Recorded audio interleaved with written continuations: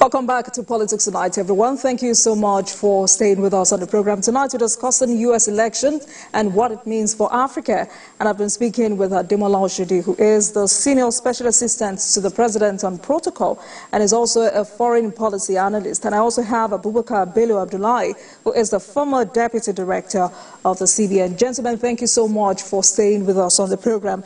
Now, before we go into U.S.-China rivalry and whether or not it would cast a shadow over U.S.-Africa relations. Mr. Abdullahi, I would like you to speak to how Africa's economic needs to go beyond what some analysts have called mere market access and symbolic gesture.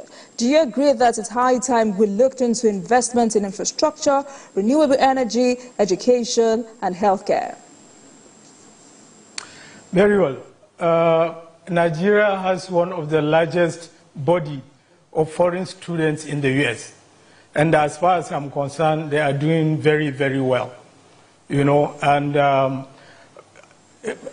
terms of renewable energy also, you will know that Nigeria, in fact, every part of Nigeria, particularly in northern Nigeria, there is a vast amount of sunshine, which is basically what you need, plus the photovoltaic cells, to produce energy from solar power. So there is a lot of potential, if you like, for the domestication of solar energy production all across. Just consider the belt, from northeast straight across to Sokoto and down to even Benue and Niger, and Adamawa State, and so on and so forth. So there's potential for solar energy, in Nigeria. So I think that it's important, for example, that we get in touch, with solar energy experts in U.S. to explore the possibility, actually, of installing solar energy, in Nigeria in a way that will benefit the economy, because energy crisis, so to speak, is here with us. But there is something I want to also talk in terms of, economic benefit engaging with the U.S. You are aware that remittances, from the Nigerian diaspora, plays a great role, in Nigerian economy. So many families, get dollars, U.S. dollars sent from that part of the world, to Nigerian families to, treat the sick, construct houses, construct homes, even buy cars, and even buy what the Americans call groceries. So I think that it's very, very important we remain engaged not only with the U.S. government, but also, with Nigerian diaspora in the U.S., so that we continue to get these remittances, which is huge. Nigeria is about the first or second, biggest receiver, of USD remittances from our diaspora there. So, and this plays very, very crucial role, in uplifting, standard of living in Nigeria, and also oiling, the economy in a way because of the foreign exchange crunch bedeviling us presently. All right. Mr. Oshodi, as a foreign policy analyst, I want to take your part in security collaboration, which remains a cornerstone of U.S.-Africa relations, particularly given the ongoing terrorist threats in regions. What's your projection? Is it certain that a Trump administration would likely intensify U.S. counterterrorism activities, emphasizing on robust military engagement through the United States Africa Command? Absolutely, it is in their interest. It's not. They're not doing us any favor. They need a stable, secure West Africa. There's a lot of militancy. There's we have traces of Al Qaeda there. We have traces of these, of this very radical elements that threaten not just the well-being of West Africans and West African countries, but also the West.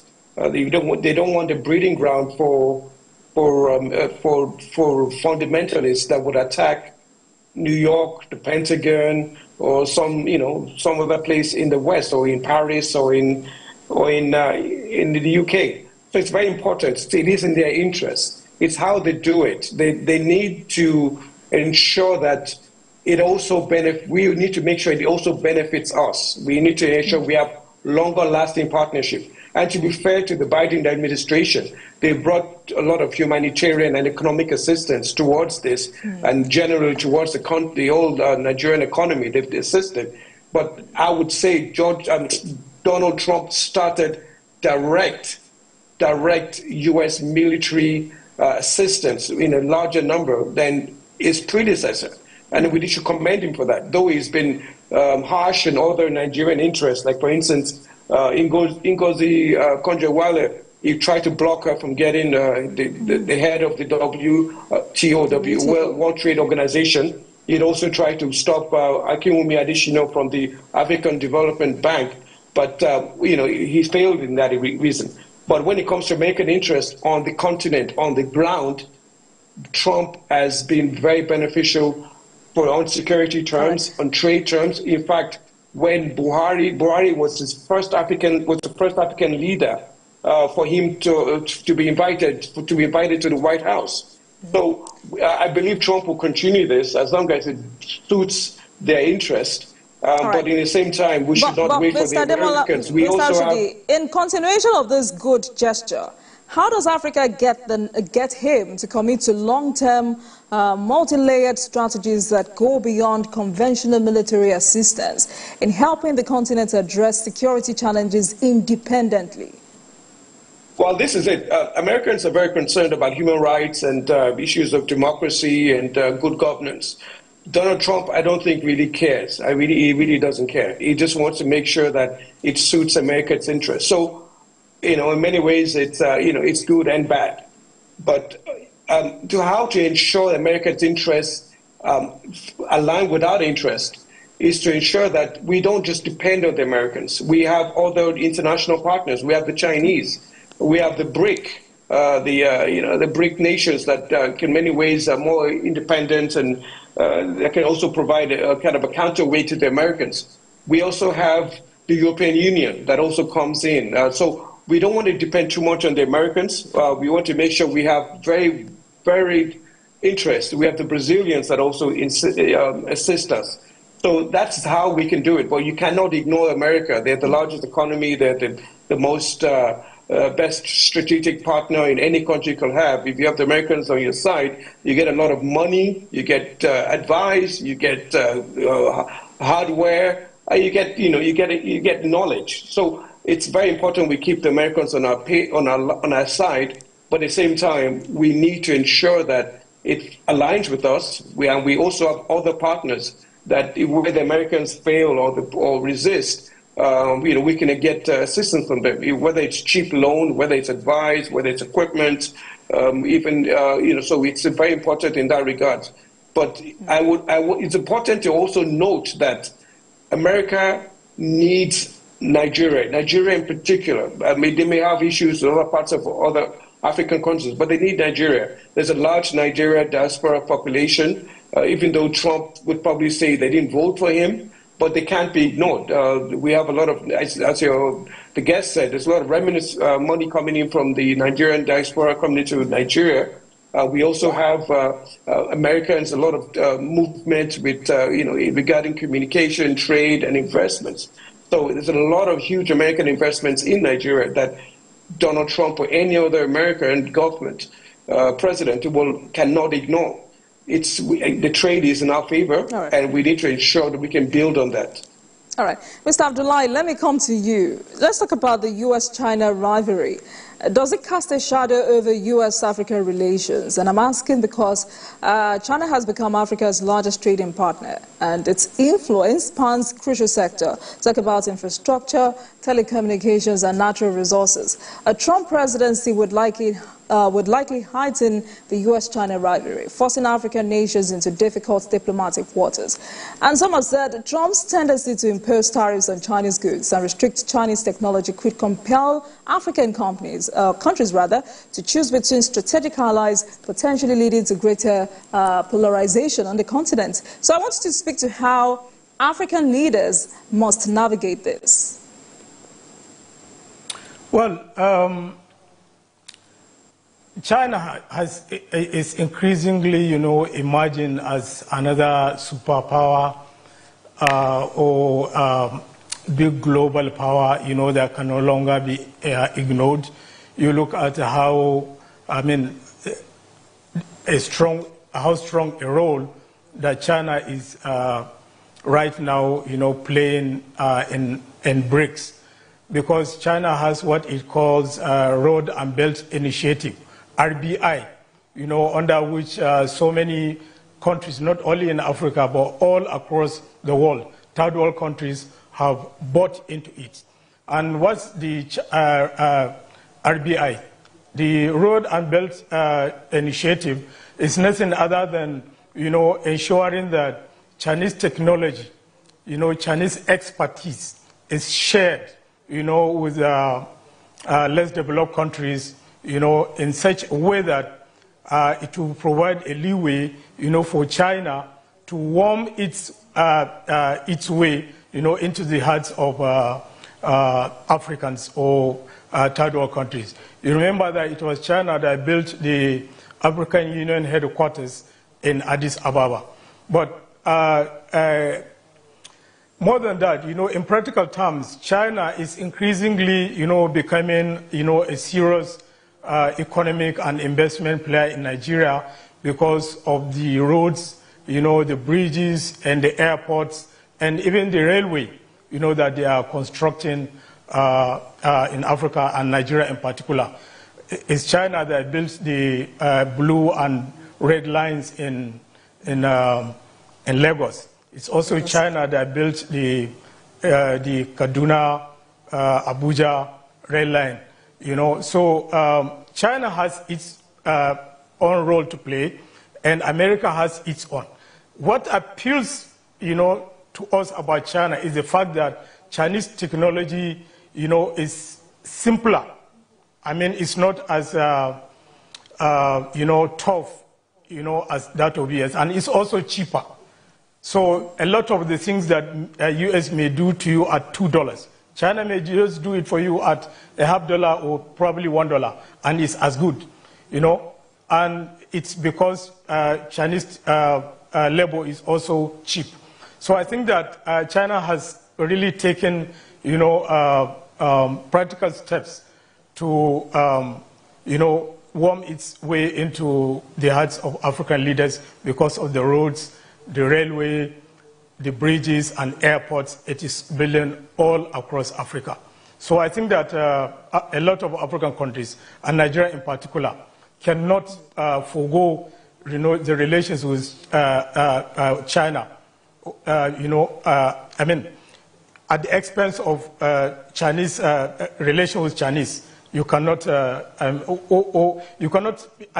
continue to just relate with America, even though their technology is not quite accessible and affordable. You must continue to find a way to continue to relate with China economically and increasingly politically also. All right, Mr. Oshodi, you may want to comment here. My point is, the continent relies heavily on Chinese loans and infrastructure investment. Under the Trump administration, how do African nations avoid being pushed into a binary choice between the U.S. and China? Well, China is a growing power, and China cannot be ignored.